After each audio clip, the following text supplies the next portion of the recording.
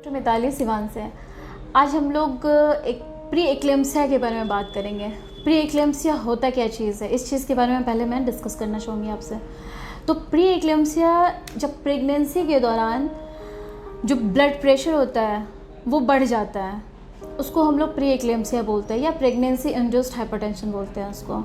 Mainly ये आपको second और थर्ड ट्राइमेस्टर से स्टार्ट होता है, मतलब तीसरे महीने के बाद से चौथे महीने में जब पेशेंट आती है तो उनको शुरुआत होता है। तो ये होता क्या चीज़ है, जैसे बीपी, हम लोग हमेशा बोलते हैं ये पेशेंट को कि आप एएनसी विज़िट कराओ। एएनसी विज़िट से बहुत सारे फ़ायदे होते हैं। फ़ायदे ये हैं कि आप जब भी अपने डॉक्टर के पास जाती हैं तो आपको कम से कम वहाँ पे बीपी चेक किया जाता है, उनका वेट लिया जाता है, बाकी सारे एग्जामिनेशन होते हैं।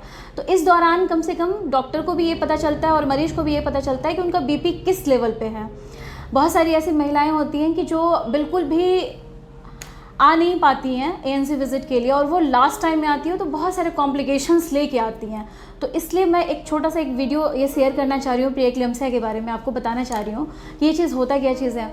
तो मेनली है कि बीपी का जब लेवल 140/90 से ऊपर अगर हो जाता है तो वो प्री एक्लेम्सिया होता है। नॉर्मल हम लोग का बीपी सबको पता है कि 120/80 होता है, लेकिन यहाँ पे जब प्रेगनेंसी के दौरान में खासकर सेकेंड ट्राइमेस्टर 20 सप्ताह के बाद बीपी का लेवल थोड़ा बढ़ने लगता है। तो इस कंडीशन में क्या होता है कि पेशेंट आएगी, पेशेंट का बोलती है कि मैडम मुझे बहुत ज़्यादा सर में दर्द हो रहा है, मेरा बदन अचानक से सूजना स्टार्ट हो गया है।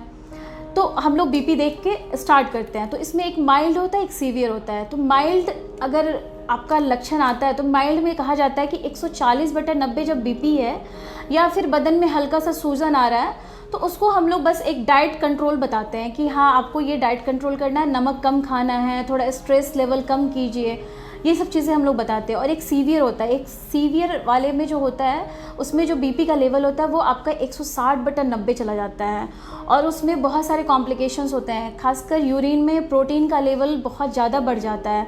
फिर उसके बाद पूरे बॉडी में आपको एडिमा, जैसे चेहरे पे सूजन आ जाएगा, आँख के नीचे सूजन आ जाएगा, या पैर में एडिमा आता है, मतलब पैर का फूलना, जब उसको हम लोग दाबते हैं तो वो बिल्कुल अंदर की तरफ गड्ढा हो जाएगा। तो उसको हम लोग बोलते हैं सीवियर प्री एक्लेम्सिया बोलते हैं। ये होता क्यों है, तो ये सबसे बड़ा आजकल हमारे जो लाइफस्टाइल में है कि स्ट्रेस लेवल बहुत ज़्यादा है, स्ट्रेस का लेवल। फिर उसके बाद होता है कि पहला बच्चा है, बहुत लोग इस चीज़ को ध्यान नहीं दे पाते हैं। जिनको पहली बार बच्चा रह रहा है वो पहले ट्राइमेस्टर में गए और उसके बाद सीधा बोलते हैं कि नहीं हम लास्ट ट्राइमेस्टर में जाएंगे, वो इस चीज़ का ध्यान नहीं दे पाते। तो उन पेशेंट को ज़्यादा होने का चांसेस रहता है। या कोई फैमिली हिस्ट्री हो, फैमिली हिस्ट्री में मतलब कि उनकी माँ को हुआ तो फिर उनको भी होने का चांसेस है।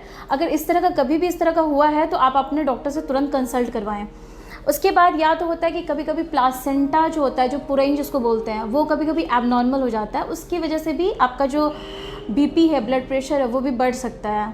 तो इसका मैंने फिर बताया कि ये रीज़न क्या है और लक्षण भी आपको मैंने बताया कि सर में हमेशा दर्द रहेगा, पैर आपका सूज जाएगा, आँख के नीचे सूजन आ जाएगा, हेडेक रहेगा आपको हमेशा, या फिर आपका लगेगा कि हमें बहुत धुंधला टाइप का कुछ दिख रहा हो। अगर ऐसा कहीं भी आपको लगता है तो तुरंत अपने डॉक्टर को आके मिलिए और सलाह लीजिए कि क्यों मेरा इस तरह से हो रहा है। और अगर बाय द वे आपका बीपी बढ़ा है तो फिर अपना डाइट मेंटेन कीजिए और उसके बाद जो डॉक्टर से आप दिखा रही हैं वो आपको मेडिसिन के लिए सलाह देंगे। तो मेरा यही सब लोगों से रिक्वेस्ट होगा कि कम से कम जब भी आपका बच्चा रहता है तो कम से कम एवरी मंथ आप एएनसी विज़िट कराइए ताकि बाद में ये कॉम्प्लिकेशंस नहीं हो।